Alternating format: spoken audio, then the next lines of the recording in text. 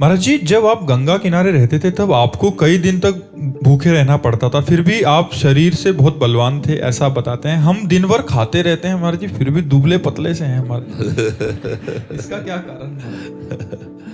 हम प्रसन्न रहते हैं। रोग के चिंतन करने का स्वभाव नहीं है, इसलिए हम प्रसन्न रहते हैं और प्रसन्नता के कारण हम स्वस्थ रहते हैं और भगवान का चिंतन और ऐसी हम दिनचर्या बनाते हैं जिससे हम ये सोच ही ना पाए कि हम रोगी हैं। तो स्वस्थता प्रसन्नता से जुड़ी हुई है। नहीं, आप चाहे रबड़ी पाओ, आपको टेंशन में रख दिया जाए तो आप स्वस्थ नहीं रहेंगे।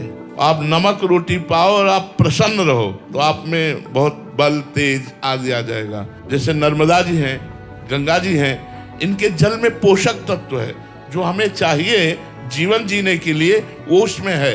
तो जैसे भूख से व्याकुल होकर गंगा जल भरपेट पीते थे, हमें बिल्कुल वैसे ही पावर आता था जैसे गाय का दूध पीने पर। हमें कभी निर्बलता का, आज भी निर्बलता का अनुभव नहीं। यद्यपि हमारी सामर्थ्य नहीं कि मैं खड़ा होकर चल पाऊं, लेकिन हमारे अंदर उत्साह इतना है, ऐसा स्वस्थता है अंदर, प्रसन्नता है, वो भगवान की शरण के कारण। तो बात भोजन की नहीं है, बात चिंतन की है कि आपका शरीर दुबला पतला या मोटा होना कोई खास बात नहीं। स्वस्थ होना, प्रसन्न रहना, सही चिंतन होना, ये बात देखी जाती है कि आप स्वस्थ हैं, मतलब प्रसन्न हैं, आपका चिंतन ठीक चल रहा है, ये खास बात होती है।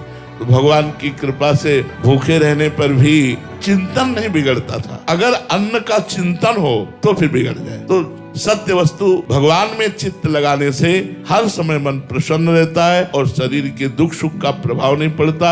इसलिए आनंद में जीवन हो जाता है, परमानंद में जीवन हो जाता है जो भगवान के चिंतन में रहता है।